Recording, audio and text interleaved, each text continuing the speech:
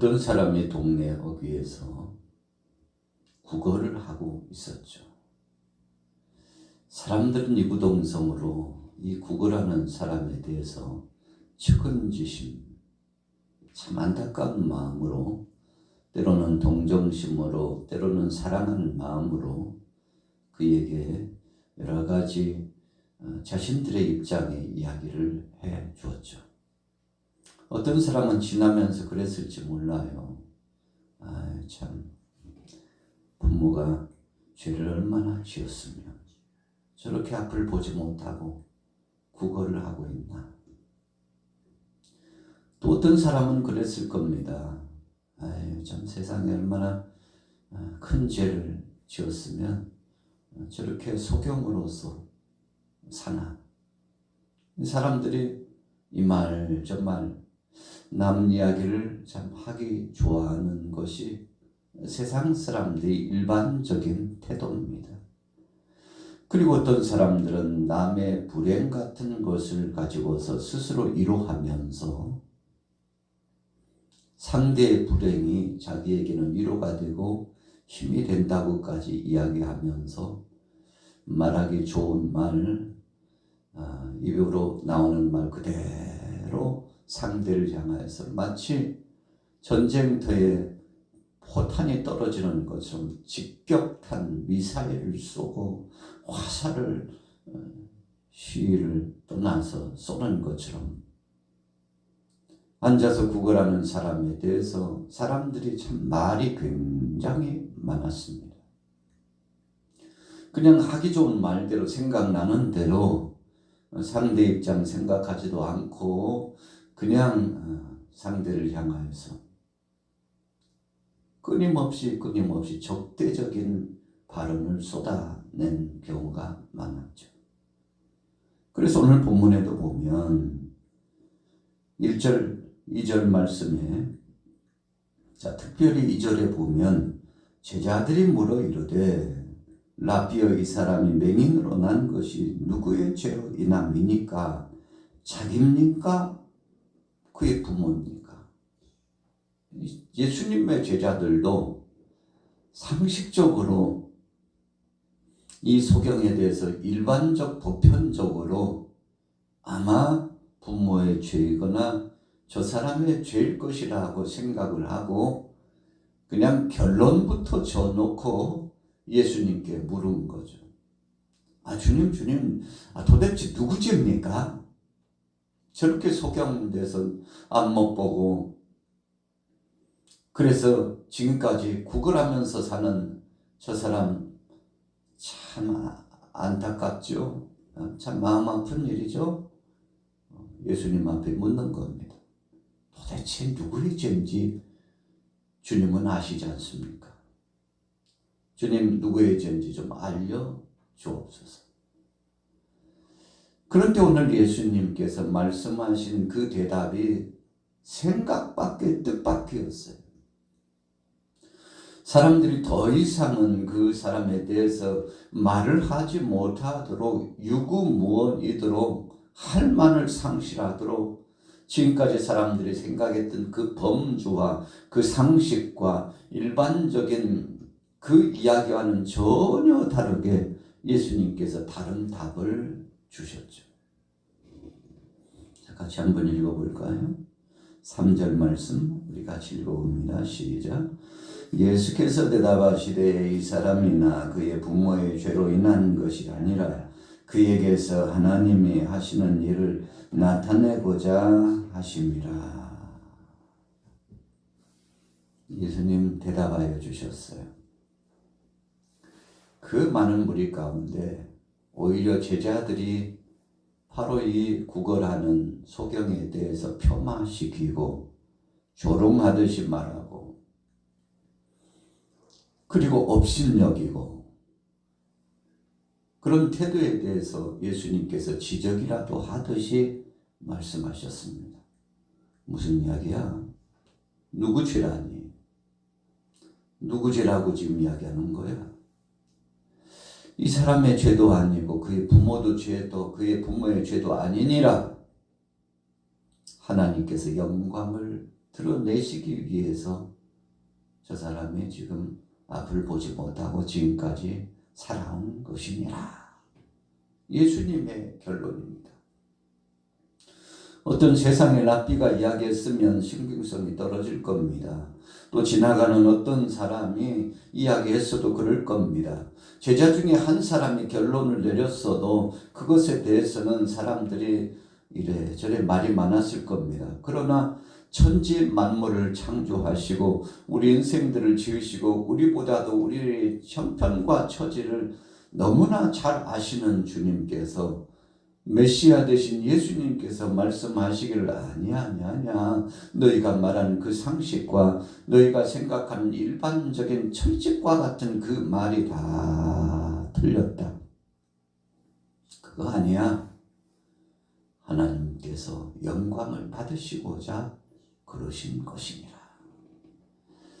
여러분, 이 한 말씀은 이 당시 사회적인 통념을 깨뜨렸습니다. 상식을 깨뜨렸습니다.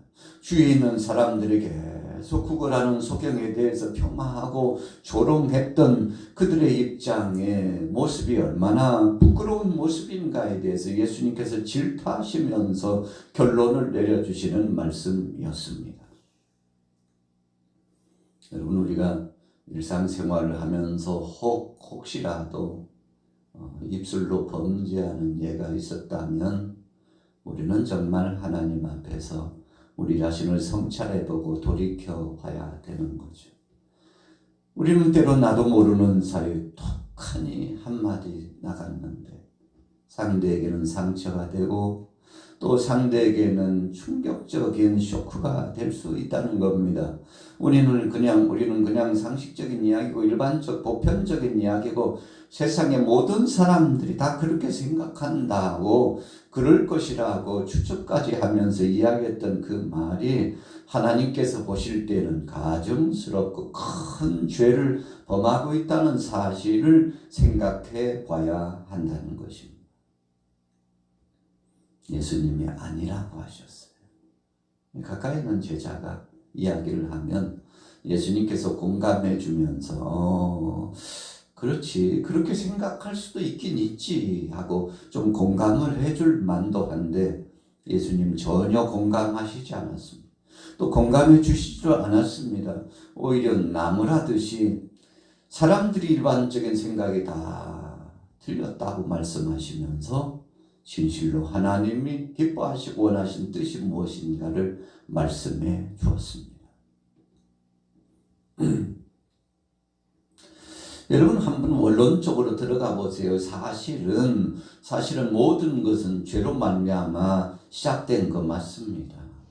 저나 여러분들이나 하나님 앞에서 우리가 아담 이후로 유전적인 죄가 있고 개인적인 자범죄가 있습니다. 그래서 유전적인 죄는 그냥 죄라고 하고 개인적인 죄는 허물이라고 표현합니다. 이 죄와 허물 때문에 사람들이 죽게 되었고 질병이 찾아왔고 이 죄와 허물 때문에 서서히 우리 사람들은 태어나서 그 순간부터 어찌 보면 서서히 노쇠 현상이 일어나서 20대 30대는 혈기왕성해가지고 얼굴도 뽀얗고 힘도 강성하고 세상의 천하를 삼킬 것 같은 기세도 있고 그렇지만 여러분, 얼마 지나지 않아서 서서히 몸이 약해지고 머리에서부터 발끝까지 우리는 약한 존재임을 드러납니다. 머리에 흰머리가 희끗희끗 얼굴이 쭈글쭈글쭈글해져요. 피부에 탄력도 없고 근력도 근육도 자꾸만 빠져요. 이 사람이 나이가 먹으면 키가 줄는다고 그러잖아요. 몸에서 자꾸만 빠져나가요.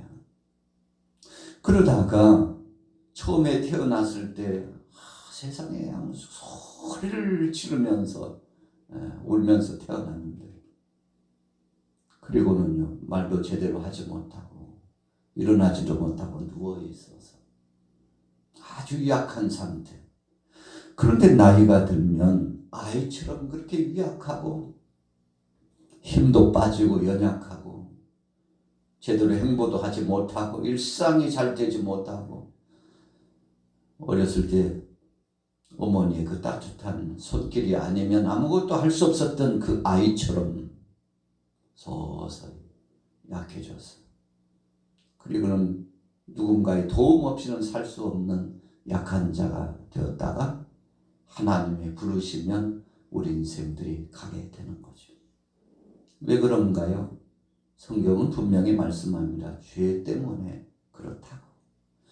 그래서 이 죄를 우리 인생들이 감당할 수 없어서, 이 죄 문제를 풀 수 없어서 하나밖에 없는 독생자 아들 예수 그리스도를 이 땅에 보내주셔서 그분에게 모든 죄와 허물을 짊어지게 하시고 대신 죽는 대속제물 되게 하시고 우리를 위하여 십자가상에 못 박여 죽으시고 그리고는 3일 만에 부활하시고 이 땅에 40일 동안 계시면서 하나님 나라 영광스러운 비전의 말씀, 부활의 영광의 말씀, 나처럼 너희도 부활한다고 하는 은혜의 말씀을 주시고 예수님께서 하늘로 승천하여 올라가시고 가심을 본 그대로 다시 우리를 데리러 오시겠다고, 이제는 나를 믿는 자는 멸망치 않고 영원히 살게 되리라고, 모든 죄의 문제가 다 풀려졌다고 예수님께서 선언해 주시면서 대속제물 되시는 예수님이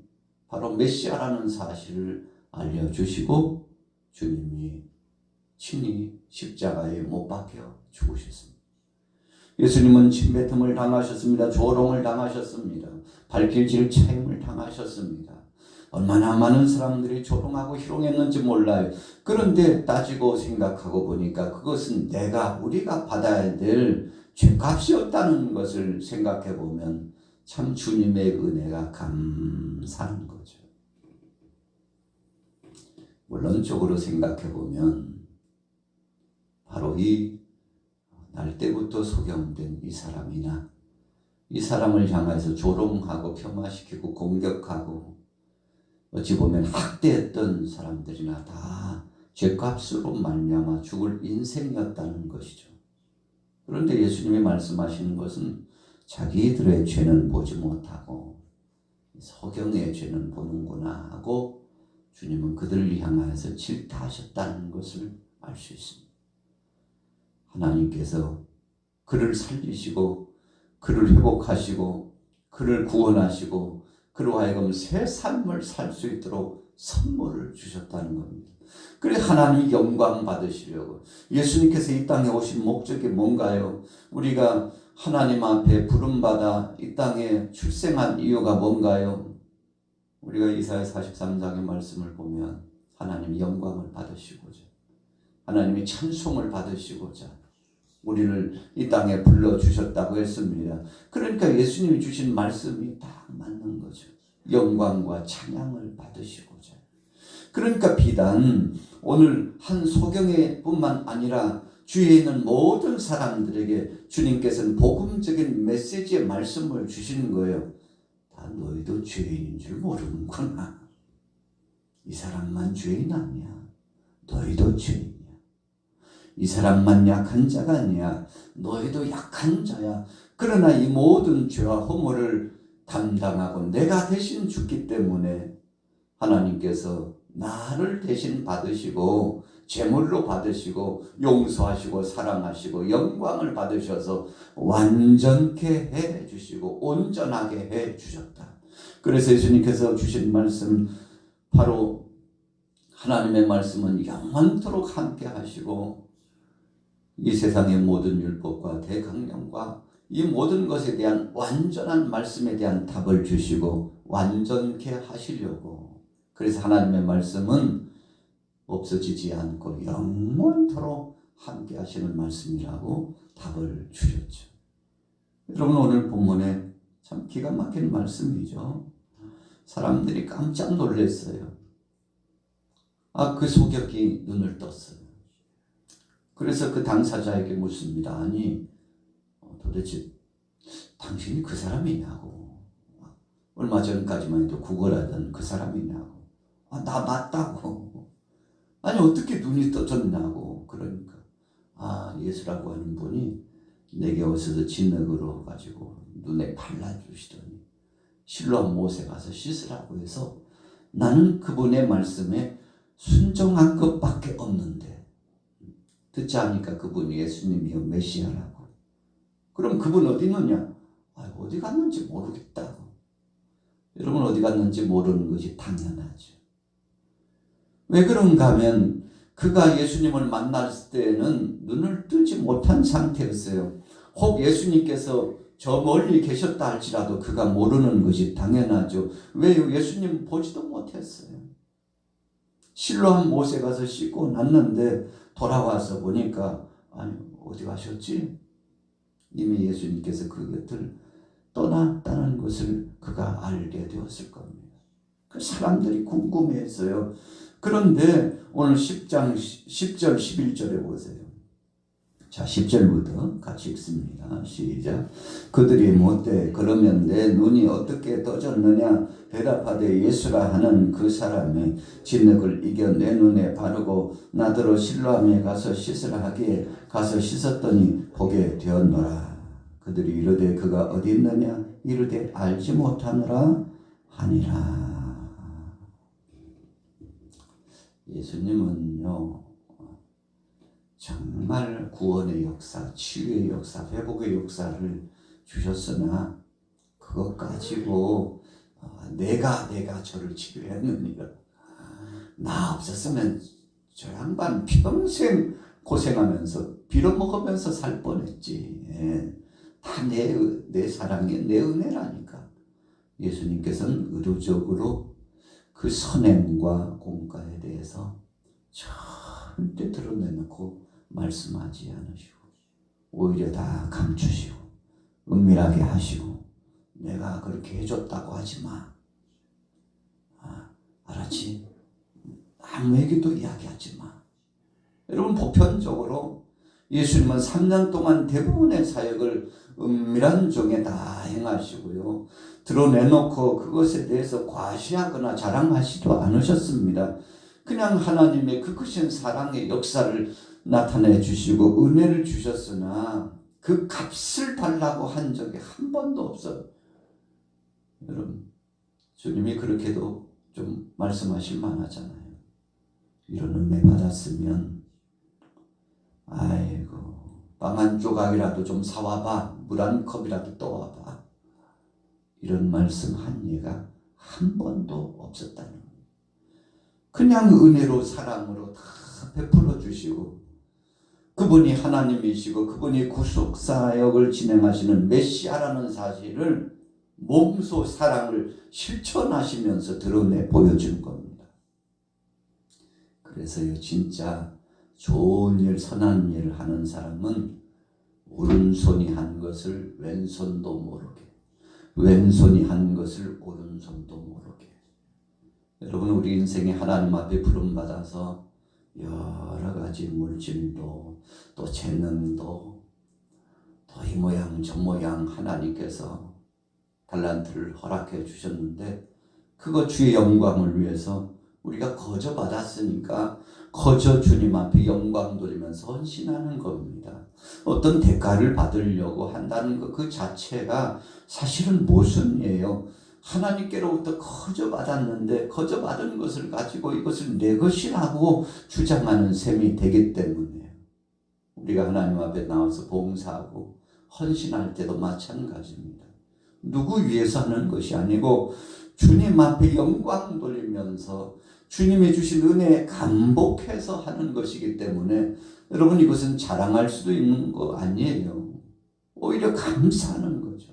주님 나를 불러주시고 나를 써주시니 감사합니다. 오늘도 손을 움직이고 발을 움직일 수 있어서 일할 수 있도록 기회 주신 것을 감사합니다. 자다가 단잠을 자고 일어나서 새로운 출발을 할 수 있게 하신 것을 감사합니다. 모든 것이 하나님께로부터 왔사오니 주님 영광 받으시옵소서. 오늘도 주를 위하여 뭔가 할 수 있다는 것이 감사합니다. 여러분 진정한 일꾼은 그런 겁니다. 바울이 참 우리가 선교나 목회 사역에 보면 엄청나게 봉사하고 수고하고 애를 썼죠. 그런데요, 그는 한 것이 없다고 고백했습니다. 예수 그리스도의 십자가 외에는 자랑할 것이 없다고 그랬어요. 정말 수고하고 충성했는데 뭐라고 고백합니까? 내가 한 것도 없는데 너무나 부족한데 그런데 나를 주님께서 충성되이 인정해 주셔가지고 충성되이 여겨주신 하나님의 은혜가 얼마나 감사한지 그렇게 고백했어요. 여러분, 우리가 시대적으로 보면 바울만큼 수고하고 죽을 고비를 얼마나 많이 넘기고요. 추위와 배고픔과 강의 위험과 그리고 여러 가지 위협한 살기 등등한 위협이 그를 감싸고 그래서 엄청난 것들이 그에게 몰려왔다고 했는데 그럼에도 불구하고 모든 것이 주님의 은혜라고 고백하는 바로 이 사람 바울은 도대체 어떤 사람입니까? 참 대단한 사람이에요. 우리가 그를 칭찬하고 그를 보면서 참 하나님 앞에 감사하는 이유는 모든 것이 주님께로부터 와서 주님께로부터 와서 감사로 고백했기 때문에 그렇습니다. 여러분, 우리는 일상을 살아가면서 정말 감사하고 있나요? 오늘 이 소경이요, 모든 것이 주님이 주신 것으로서 그가 주님 앞에 영광을 돌렸죠. 바로 메시아 되신 예수님이 내게 베풀어 주셨다고. 그러나 사람들은 예수님의 그 은혜에 대해서 생각하려고 하지 않았음을 볼 수 있습니다. 오늘 하루를 살아가면서 우리는 암묵적으로 주님의 은혜를 엄청나게 많이 받았는데 그런데 그 은혜를 고백하면서 살면 얼마나 좋겠습니까?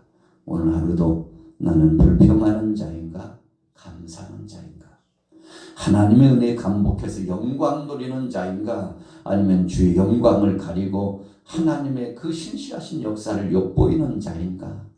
여러분, 우리의 한마디 말, 우리의 태도에 따라서 주님이 영광을 받으시기도 하고 주님이 슬퍼하시기도 합니다.